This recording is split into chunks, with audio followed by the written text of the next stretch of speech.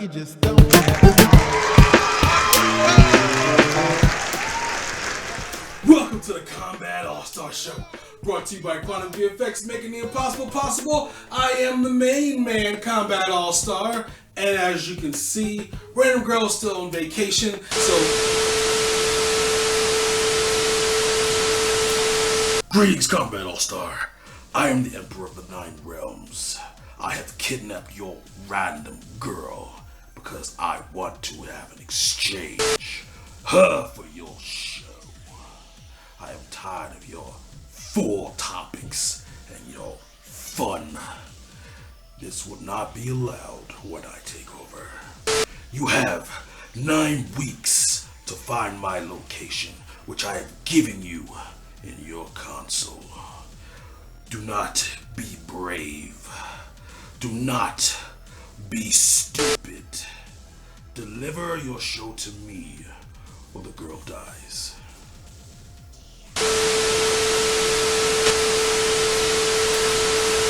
No! No! Go! Man, oh my gosh, man. Oh my gosh, they kidnapped her. I know. I know, Pip, and I heard everything. I was watching it live on the big old TV in the spaceship, man. I heard everything. Don't worry about it. I'm gonna go get her. You go ahead and do the show. All right. He will not get his grubby hands on the Kombat AllStar Show. Don't worry, you can count on me. All right? You have faith in the goo man. Oh my God. Enterprise, being you. I can't believe they took her. He's right, the show must go on. Goo, Godspeed. Make sure you go get her. Oh my gosh, how am I gonna... Bear with me, guys. Give me a couple of minutes here. Okay. Alright. Show must go on. We can do this. We can do this. It's not gonna ruin the show. Alright. So the topics for today is going to be in comics. We're going to be talking about... I didn't say anything to you, Siri. You gotta excuse my Apple thing. I just got it, but it works great. So, in comics, gonna be talking about DC's Rebirth, coming out May 25th. Gonna kind of talk more into that, kind of my hopes and wishes, and we'll kind of delve into that a little bit more in the comic section. In video games, gonna talk about Gears of War 4. This is gonna be pretty epic and awesome. I cannot wait to dig into that topic. There's a lot of stuff that I want to go over, so gonna be good. In movies, we're actually going to be talking about the whole, lineup and everything. More about Batman vs Superman. I feel like I didn't get what I wanted to get out about that. I want to go into more about the upcoming Captain America movie that's going to be coming out later next month. And just a lot of really cool stuff comparing both the sagas and how they're doing it. And we'll dive into that. It's going to be a lot of fun. And then in the random zone, have to celebrate Chyna. I was supposed to do a podcast, Atomic Cast, and then a podcast later when I had some more difficulties, and then I had audio issues, so was not able to get my tribute to Chyna out on Monday like I wanted to, but fret not, people, or on Friday I should say, so fret not, I'm going to have it in the show, and we're going to delve into that a little bit more. So, without further ado, Google and save her. Oh, I forgot to mention, I am also, at the end of the show, in the end, I'm going to be announcing the winner of the t-shirt, of the contest that we had, watching basically the episode of the Atomic Cast. I randomly picked the winner. I'm going to be announcing the winner at the end of the show, so stay tuned, watch everything. And without further ado, I can do this. We can do this. Let's get into it. Let's talk comic books. In comic books, we're going to be talking about DC Universe Rebirth. Yeah, I know, it's pretty much old news, but it hasn't come out yet, and the Kombat Man hasn't weighed in on it. So, here are my 2 cents about it. First, I am a bit confused. We all know the details of DC Universe's, not DC Universe, but DC Comics Rebirth. Jeff Johns kind of laid it out there. It's basically redoing a lot of origins and everything of superheroes we know and love. The strange thing about it is, okay, so when you first hear Rebirth, you think, okay, we're going to be rebooting everything all over again, like they've done with the Golden Age and the Silver Age and the Bronze Age. But this is not what's happening. They're actually going to be doing over a couple of superheroes, well, a lot of superheroes, but it's not going to have any effect on what's going on with what was called the New 52, which is canon now. So you have these, like, say for example, The Flash or Martian Manhunter, right? They're ongoing series, they're still ongoing. This rebirth is not going to affect those comics, and those comics are actually going to be still canon. They're going to be still what's going on in the hero. So that's kind of the thing that kind of confuses me about it. I get doing alternate universes, and I think this may be what it is. They're trying to do a different universe. We all know Marvel is historically, traditionally, all about doing universes. They have 80 different universes. They have Amazing Spider-Man, Ultimate Spider-Man, Spider-Man 2099. They have just so many different, X-Men, Uncanny X-Men. The list goes on and on and on. They have different groups in different universes. They have at least, I'm not even exaggerating, maybe 20 different universes.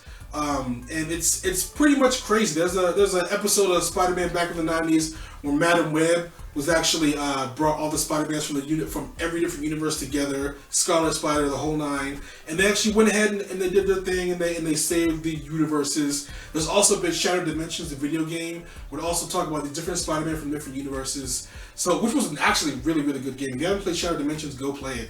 So, Marvel is traditionally, they do that.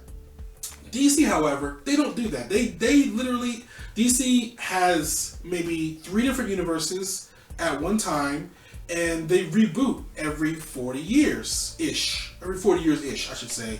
Only been around for 75 years, around almost 80 years, so yeah, they reboot every, 10 to 15 years, we should say. They don't have a lot of universes. They have, the main storyline. They'll have some offshoots that are kind of like what-ifs, and then they have like Earth 1 and 2, so like Earth 2, The Flash, and Earth 2, Batman, and yada yada yada. So they don't really dip their toe in the alternate universe space, but I feel like they're trying to do that now. I'm not sure if that's necessarily a good thing. I know I feel like DC's kind of been trying to find their way because Marvel's making money hand over fist with their movies. The comics have always been way more expensive, and I do not dig that. But, there's no denying it. They're making money. They're making money, and DC, maybe they want to be... I always, the motion pictures and the DC Comics side of it were always separate. Never thought of them as the same thing.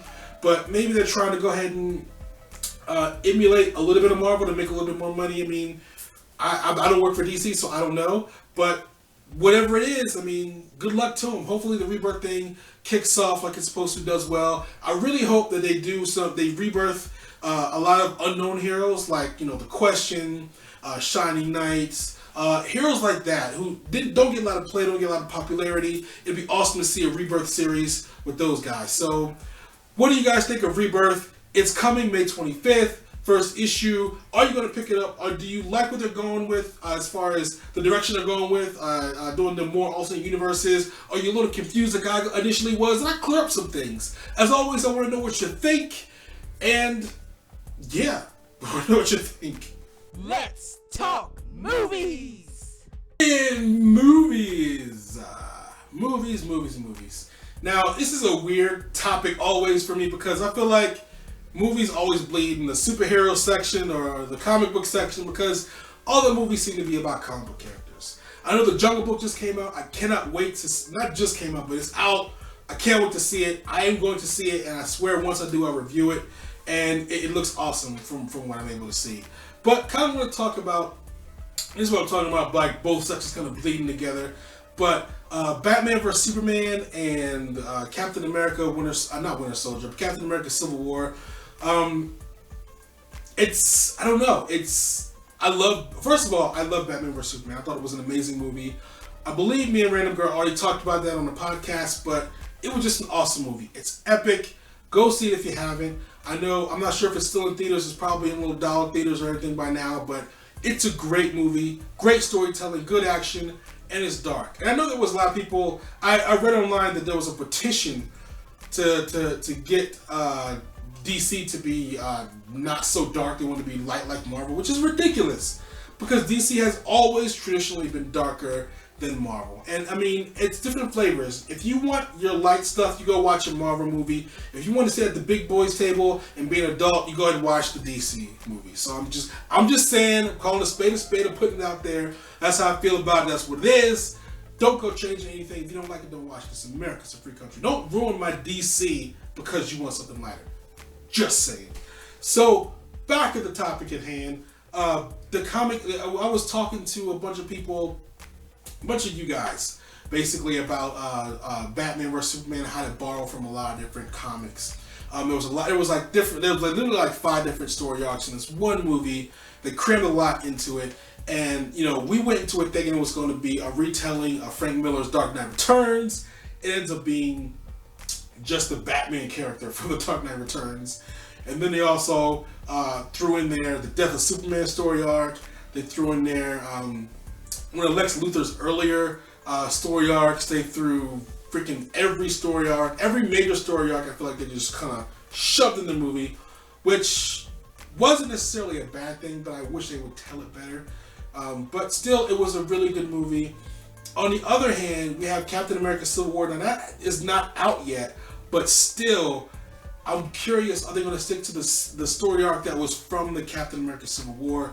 All signs point to no, because already they're redoing the Civil War in the comic books, and they've already made the focal point Bucky, not the kids that actually blew up the school, being superheroes, and why the Registration Act started in the first place. And I have a kind of a problem with this. This is one of the main reasons why I don't like Marvel, is because they do goofy things. They do not respect the history of their characters at all. They don't respect the history. They don't respect the ethnicities. They don't respect what makes these heroes the heroes, and ultimately they don't respect the fans. And I know people are gonna take that and twist it, or they're gonna look at me, you know, cross-eyed and be like, "What are you talking about?" Blah blah blah. But I mean, if you look at the behind the scenes of the interviews with some of the comic creators, some of the people that are higher ups in Marvel, they always talk about how they want to change things, how they want to make things better, how they want to make things different, how they want more diversity. They always talk about this, which on the surface sounds good, but when you actually realize what they're talking about applying this to, it's awful. I mean, the fact that they made Captain America Falcon, you know what I mean? They killed off Steve Rogers, and now we have a black Captain America, which I'm totally against, because Falcon was cool on his own, and Captain America, if that character died, keep him dead. Don't fill his shoes with somebody else. Same thing with Thor. Thor got banished, and you got Jane Foster being Thor, so now you have a female Thor. They continue to do these with their characters. And I was having an interesting conversation with somebody, and I was saying they don't realize what they're doing. And the example that I've talked about this plenty of times before in the past, but the example that I brought up that people seem to gravitate to and understand is the Magneto reference. Now, you guys know the Ancient One for Doctor Strange is an old Chinese man.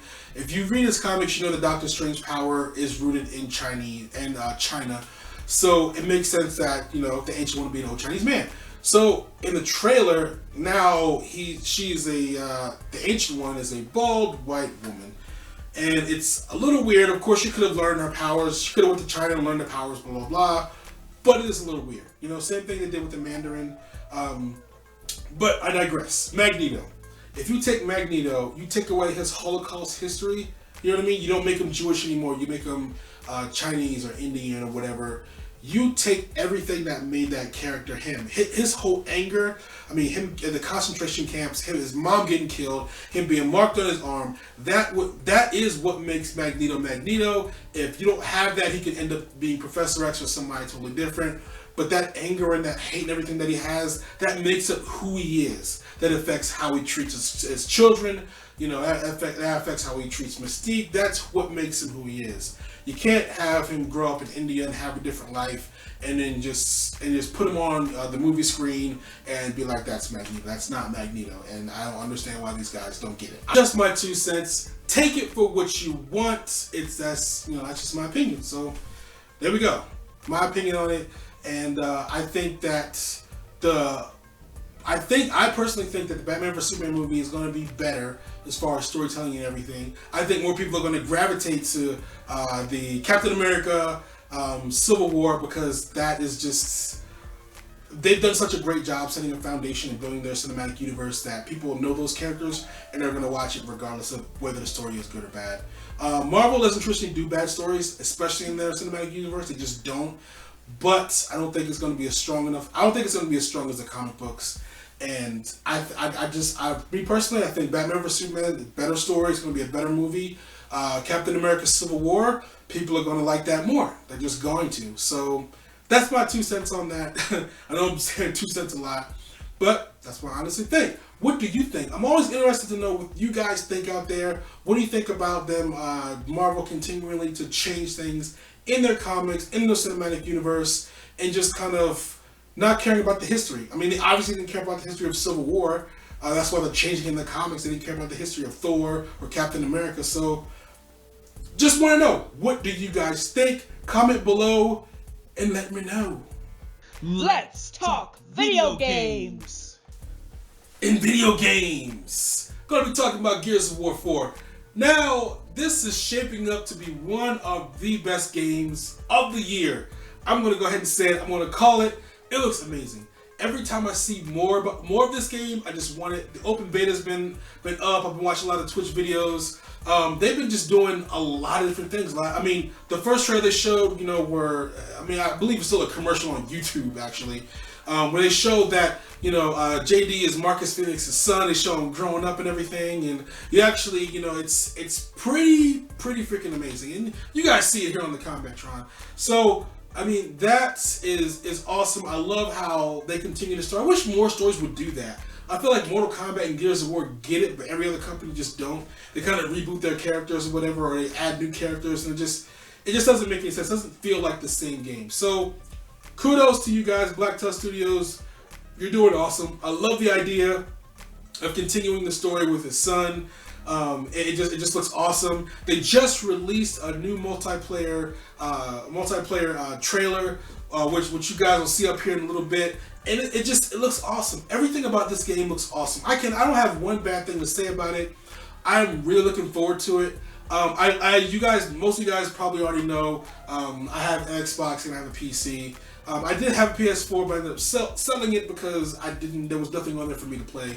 So this looks amazing. I cannot wait to get my hands on it. Really want to get it for PC if it's 21:6 aspect ratio. If not, I'll go ahead and get it for Xbox. So it looks awesome. I cannot wait to get my hands on it. What do you guys think? I know the Penny Arcade Exchange is going on.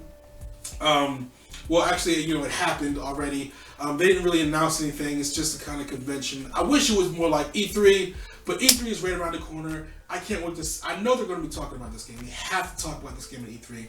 So I can't wait till E3. Can't wait to see what they're going to be doing with Gears. Can't wait to see what they're going to be doing with the upgradable Xbox or the PlayStation Neo. It's going to be awesome. This is an awesome time to be a gamer. There's first times happening for the first time ever. There's things in the industry going on that's never happened before. There are games that are coming out that are really, really exciting. And I can't wait. It's going to be an awesome year for games. Really looking forward to Gears 4. And what do you guys think? Are you really stoked about Gears 4 too? Did you play the beta? How'd you like the beta if you actually played it? If you didn't play the beta, what do you think about all the trailers? What did you think about the stuff on Twitch? I mean, this game has been around for a long time and people have been checking it out and looking at it. So let me know what you think. Comment in the sections below. Let's get random. In Random Zone. Not the same without her. Goo, please save her, man. It's not the same without her. It's not the same without her. In Random Zone, we're going to be remembering Chyna. Now, Chyna is, if you guys don't know, I'm sure everybody knows that watches the show. She was I'm just going to say it, probably the best all-around athlete for women in women's wrestling ever. She was what Hulk Hogan was to wrestling for women. She changed the game. She set trends. She was the first and only woman to qualify for the Royal Rumble. She was the first and woman to enter the Royal. First woman to qualify for the King of the Ring. So she was the first woman ever to qualify for the King of the Ring. First woman to compete in the Royal Rumble. First and only woman to win the Intercontinental Championship multiple times and defend it multiple times. She was amazing, and it's funny because I remember as a kid watching Chyna and just thinking she was just cool. I just thought she was cool. She was with DX, and I wasn't really a student of wrestling like I am now. Always loved wrestling, always enjoyed it.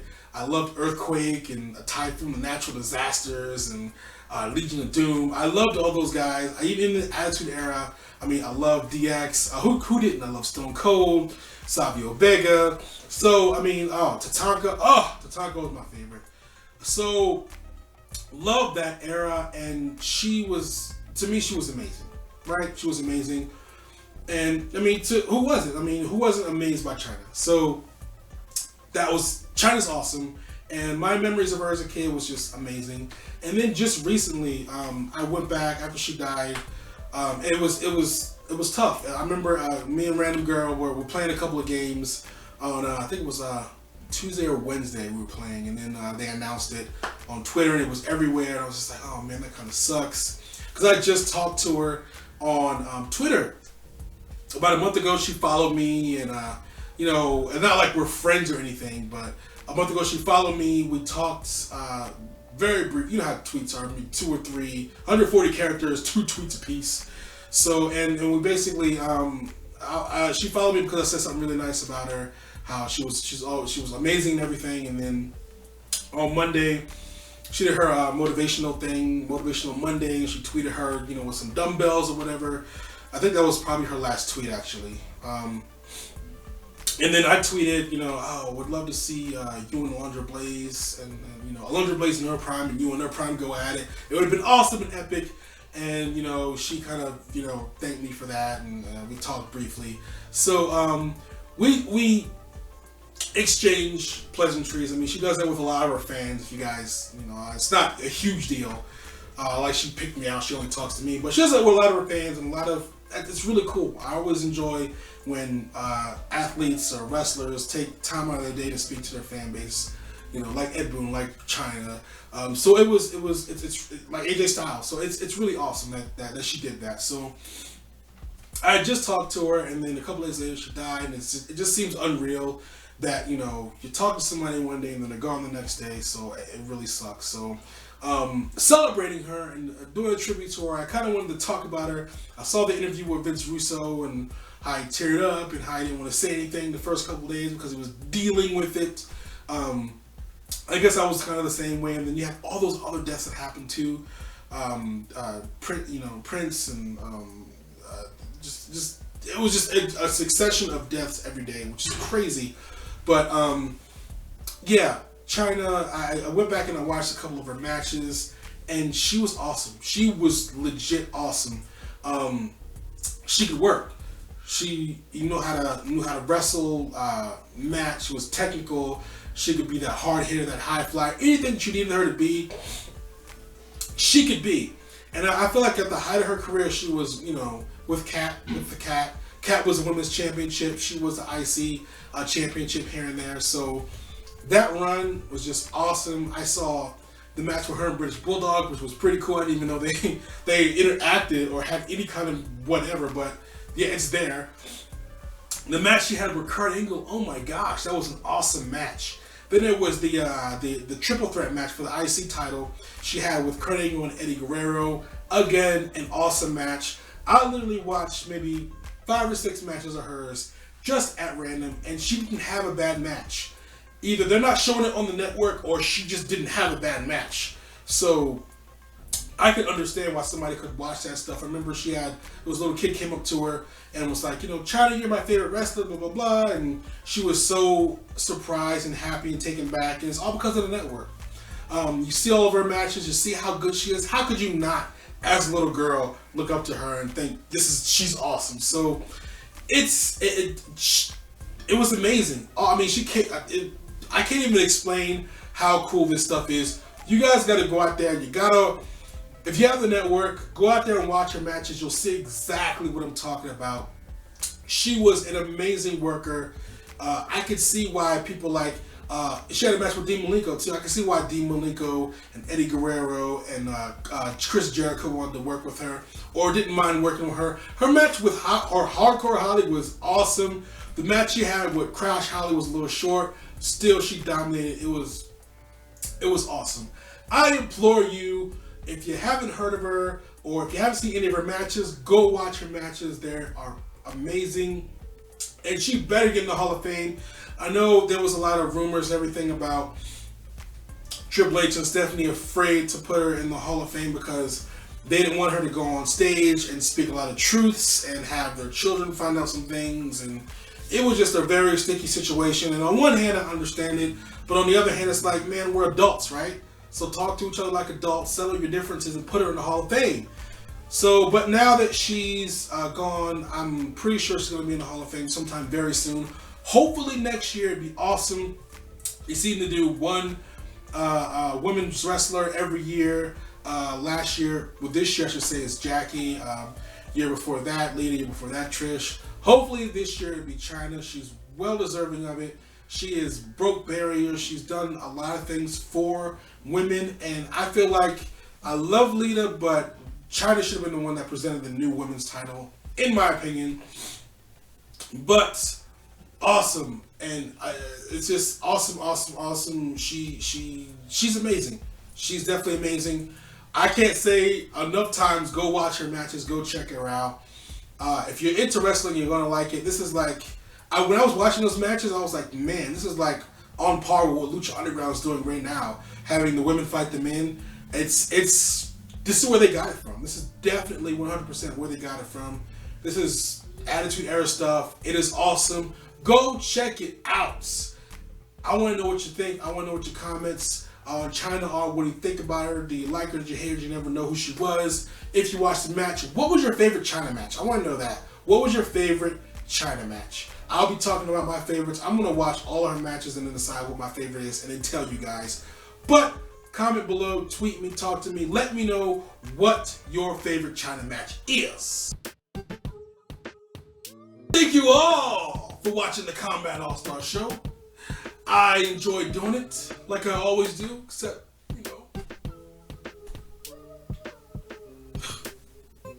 Goo, don't fail me, Goo.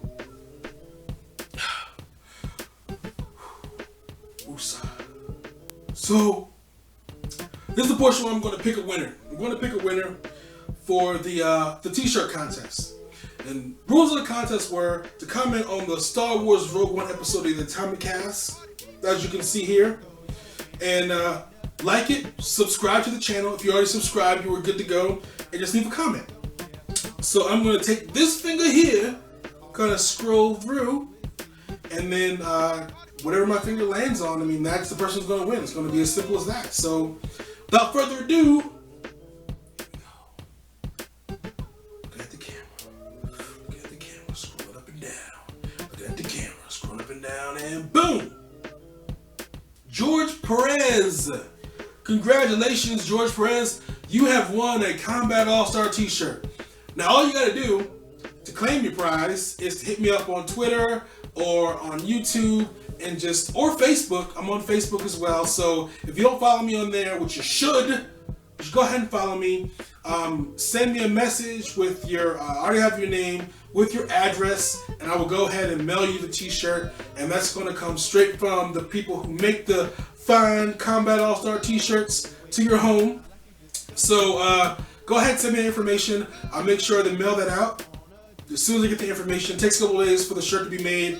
They're all custom, and it'll be sent to you. So congratulations, George Perez. You are the first ever winner of Kombat AllStars contests, and so far, the only person aside from the Combat Man who has a Kombat AllStar t-shirt. So, congratulations to you, buddy. Hit me up in the next couple days. I'll make sure I get that to you. In the meantime, guys, like and subscribe to this video, share with your friends, comment below, hit me up on Facebook, Twitter, Instagram. I'm all over the place. And until next time, so